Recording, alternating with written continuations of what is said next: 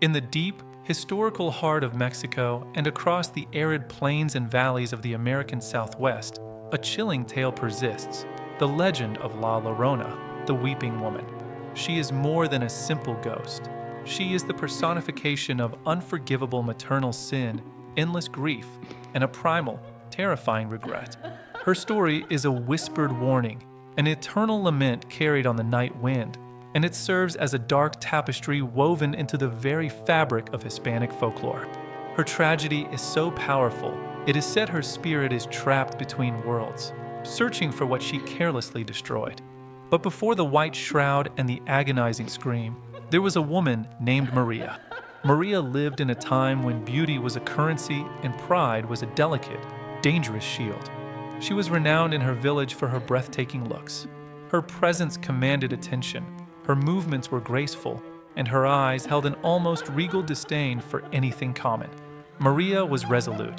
She would not settle for a humble life.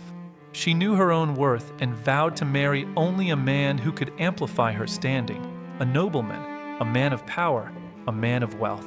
Her ambition was eventually satisfied when a wealthy ranchero arrived. He was everything Maria desired, handsome, dressed in the finest silks and leather, and possessing an untamed air of aristocracy. He was a man accustomed to taking what he wanted, despite the sincere cautions from her family, who warned that a man so wild and so proud would never be truly faithful to one woman. Maria ignored them. Her pride insisted she could tame him. They married in a lavish ceremony that spoke of her triumph, and soon, their union was blessed with 2 children, a son and a daughter, who were the physical embodiments of their parents' beauty and high spirits. But the warnings of the elders proved true. The nobleman began to tire of the domestic life. He loved his freedom more than his marriage. He would vanish for weeks, sometimes months, indulging in the social life of the capital, associating with women of his own esteemed class. When he did return, it was not to embrace Maria, but solely to visit his children. He would lavish them with expensive gifts and affection, treating them as charming possessions, while treating Maria, his wife, with cold, dismissive indifference. Maria's heart, once full of pride, began to rot with bitterness and a humiliating jealousy. The more she pleaded, the more he withdrew. She saw her children as the anchors that tied her to this painful life, and worse, as the focus of her husband's love that she herself no longer received. She was losing the competition for his affection to her own offspring. Her once beautiful mind began to dangerously fixate on revenge and self-pity. The crushing moment of her madness arrived on a shadowed twilight near the flowing river. Maria was by the bank with her children when her husband's carriage appeared. He was not alone. A refined, elegantly dressed woman sat smiling beside him.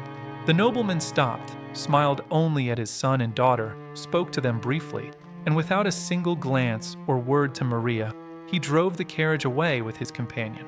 In that instant, the dam of her sanity broke. It was not mere jealousy, but a catastrophic implosion of her entire identity. All the suppressed rage, the bitter shame, and the consuming desire to hurt the man who had abandoned her focused on the innocent lives before her. She seized her children, her movements swift and brutal, dragging them to the muddy edge of the dark, cold river. She plunged them beneath the surface, holding them down until the struggling ceased, until the currents of the river took them away. It was only when the horrifying deed was done, when the water was still, that the rage evaporated, leaving her soul empty and freezing. Her husband was gone, but now her children, her precious children, were gone forever, too. She had lost everything and damned herself in the process. A wail of grief tore from her throat, a sound so raw and terrible that it seemed to scare the birds from the trees. She stumbled along the riverbank, screaming their names. "Ay, Miss Hios! Ay, Miss Hios!" She searched for them, weeping, begging, but the river kept its secret. Driven mad by guilt and despair, Maria soon entered the dark waters herself, seeking an end to the unbearable pain. The aftermath was grim. When her body was discovered, the entire village was horrified and confused. While the truth of the children's disappearance was initially veiled in suspicion, the fact of the mother's suicide was undeniable. She was buried, but her spirit, the legend tells us, was rejected at the gate of heaven. A spectral voice demanded, "Where are your children? You cannot enter without the children you murdered." Condemned to an eternal limbo, Maria's spirit was thrust back upon the earth, doomed to wander the rivers and canals of the world, weeping and searching for the souls she banished. She became La Llorona, the white-shrouded woman seen gliding silently over the dark waters. Her form is often vague, her face perpetually veiled by shadow or hair, but her presence is unmistakable due to her sound, a mournful, drawn-out cry that cuts through the silence of the night. This terrible wail is the core of the warning. Generations of parents have used the legend to keep children close to home after dark. The sound is deceptive. If you hear La Llorona's cry loudly and clearly, it means she is far away. But if you hear her cry softly, faintly, or carried just barely on the breeze, it means she is very, very close to you. She is not just searching for her own lost souls. Some believe that in her eternal madness, she may snatch living children, hoping to present them at the celestial gates to finally gain peace. The legend itself has subtle variations across different regions, often adapting to the local landscape. In some high-altitude areas, she is connected to Aztec or pre-Columbian goddesses who symbolize destruction and rebirth.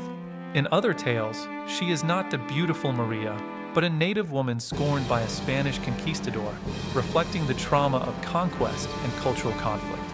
Yet, the central, heartbreaking motif remains: a woman punished by eternal, fruitless labor for the sin of abandoning or destroying her offspring.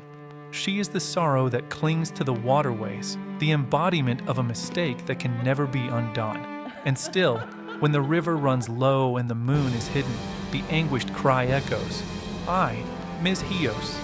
If you enjoyed this folklore horror story and would like to learn more about similar legends, myths, or the real-world historical events that may have inspired them, please leave your suggestions in the comments, like the video and follow.